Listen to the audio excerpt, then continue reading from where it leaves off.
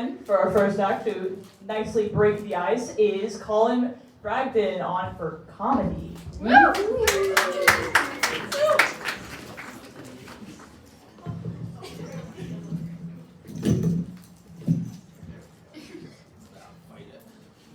Hello, how's everybody doing tonight? Good. How's what's the word? It's not coming to my head. How's finals? Wow, that's the simplest word. It's word you should remember that. Anyway, I was wondering beforehand, like, what should I tell? I literally have nothing. I was literally worried about other work and all that shit. So I didn't have anything planned. And then I remembered, I do have a funny story I think I could tell. You guys want to hear a funny story? Yeah. And then if we have time, maybe I can try out like a few voice impressions. So anyway, I used to do drama back in high school. I'm pretty sure anybody else do drama back in high school? It's the only, drama. It's one of the only things that helps a poor, lonesome high school student like myself. When you're just a cracked shell of a little kid, and you're but a beautiful adult is starting to arise. Yeah, it's a tough time. You can all agree on that. I mean, what other joys can you have in high school other than work, schoolwork, I don't know, smoking, drugs. Anyway, so I decided to try out for drama back in my little corner of New England, Connecticut. And I do mean quiet. Connecticut's like, out of all New England, everybody knows, like, Massachusetts got a thing, Rhode Island's got a thing, Maine, New York's got a thing. Connecticut, it's just kind of there. Yeah. So true. Yeah. And I wanted to do more drama since I've been up here in Portland, but a little thing happened that kind of put a dent in that, and I haven't been able to do it for a while. A little friend came along and ruined that. I'm pretty sure you all know it. His name is 2020. Yeah. Let me tell you, 2020, it's like, let's say you have a party, and you invite like some other guy's friend, and he's kind of, it's okay. And then he brings somebody out, a complete stranger who just kind of ruins the mood. 2020 was that. He brought along a stranger that completely ruined our party. Little stranger named COVID. Like that, he's like that one party guest that just won't leave. No matter how much you tell him, it's 3 a.m, please. Oh no, I gotta show you this picture of my dog. It's cool. So anyway, I signed up in my junior year of high school for the play Anne Frank. Yeah, high school doing Anne Frank. It's kind of weird, and everybody else was like, what? But yeah, we did it, and we succeeded. It was a good show. I went in and auditioned, and I didn't know what to audition for, to be honest. I didn't know who I wanted to play, because I'm like, I don't know anything about this story. All I know is that it's a real story about, I'm pretty sure you all know the story of Anne Frank. It's tragic. So I went and I was like, okay, I'll sign up for Peter. And during like the script reading where we're trying out, I was only given one line. You can't really work with one line, can you? No. So they're like, well, what are we going to do about Colin? I mean, he's a nice guy. What are we going to have this tall, blonde-haired, blue-eyed kid as? Yeah, I got cast as a Nazi officer. Oh no, I'm sorry, a German officer. We weren't allowed to use the word Nazi in the whole show. We weren't allowed to use swastikas either, but I'm like, but that's the whole point of it. Never mind. So anyway, we were auditioning, and I even brought my friend along, and he just wanted to come along. I just kind of invited him along just to see how it was going. He's like, well, we need somebody else for this one role. Would you like to be that? He's like, okay. So he got cast as the role of Mr. Kraler, the guy that hides all the 2 families up in the attic. He was all right. Hasn't really done much acting yet. But anyway, we're going through the whole rehearsal, the show. We only have 3 shows. You only have 3 shows in high school. You have a Friday night, Saturday matinee, and a Saturday night one. Yeah, and it's not like actual theater where you got to perform it for the whole damn month. So anyway, we're going through the show, and I have my thing at the end. I'm the leader of I'm the main officer, and I have 2 other guys with guns. I have a little German pistol, and I'm sneaking into the attic. I do mean sneak, but I'll get back to that. I'm sneaking in.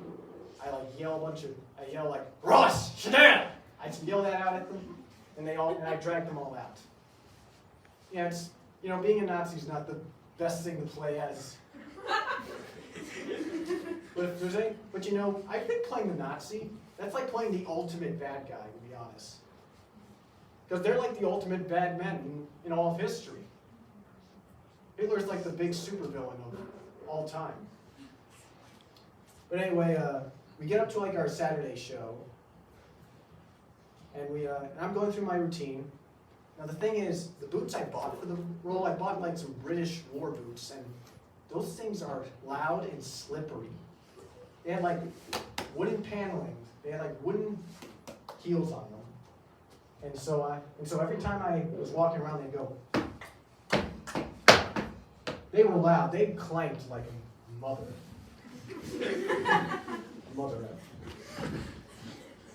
And so and also they were slippery. I tried walking outside. In them. I had to be very careful stepping, just one false move and.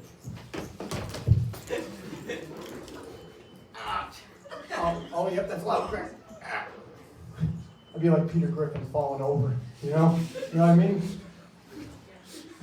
So anyway, we get through our last show, and I come in, do my thing, have my little pistol, and they're kind of playing cards at the table, and they turn around and they freeze for a minute because there's some voiceover that plays from Anne's last journal entry. So they go through that, and I'm doing my thing. I grab the last guy I walk out with, Peter. And basically, before we grabbed them all, my 2 fellow officers, they pushed all the cards off the table. And as I'm stepping to go, dragging Peter out, I have him here. I have my pistol right here, my hands over here. I'm dragging him out. I'm pushing him out more than anything. And all the cards on the table. There's a jack of all trades right on the floor. A jack of hearts, a jack of diamonds, a jack of clubs. I don't give a shit. And so I'm going to step and in a split second, I'm on the floor and I'm right on top of him. And don't take that the wrong way. Don't you dare do that. Hey, I see you all over there. Don't be making fan fictions of this already. Don't be drawing fan art of this. I am on the floor, and I land right up, and he broke my fall, but I just got up, and I pushed him out the door, and then we were there, and everyone's like, oh my God, are you guys okay? Everyone was going more towards Peter than me. And I'm not angry. No, I'm not angry. I mean, I'm hurt, but I'm not angry. Well, to be fair, I just bruised my leg, my elbow, my knee, and everything. It's understandable. And then, that was it. That was last night. And then we had and then the next year I signed up for Grease.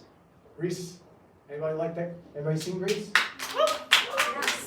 Yeah. Yes. Yeah, Grease is awesome. What's your favorite song in Grease? Grease Lightning. Yeah, that is the best My song in the favorite. movie. It's the one people actually know. Exactly. Yeah. I believe there's a mod in Skyrim actually where you can have them dance into the Grease Lightning. Or some other RPG game. I don't know. I'm not a gamer. My friend knows. Right, Ethan? You can't hear me. He's all the way back in Connecticut. So anyway, I signed up for Grease. I originally auditioned for Vince Fontaine. You know that character? The radio DJ. Hits on one of the girls. And I didn't get it. I got Eugene, the nerdy character. I wonder what made them want to cast me in that. But it's not bad being the nerd. I got some good laughs on stage. I came out at the end in a leather jacket hey, how's it going? You want to go on a date with me? I'm a cool guy. And I don't have too many stories from this showing, from this performance. But I do remember during the school dance number, one of the battery pack from Danny, his came loose. It was swinging all there as he was swinging around. And eventually, right in his face. And that's about it. I don't really have anything else to add to that. I don't really, and that's all really. I can do some voice impressions if you want, like some cartoon voices. Yeah, back in high school, many people said I did some good impressions of characters. Like many people said I did a good impression of Shaggy. Like snorting Scooby snacks was a good idea, hey Scooby? My friends also told me I did a good impression of Carl Weezer too. Excuse me, are you going to finish that croissant?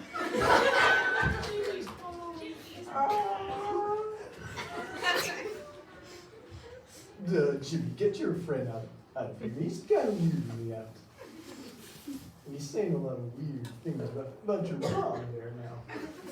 That's just a minute. Carl was hitting on Jimmy's mom. Wow. Yeah. So what do you guys want to do today? Hang out with your mom. Well, that's about it. What time is it? I gotta be somewhere in an hour. I need a watch. Thank you.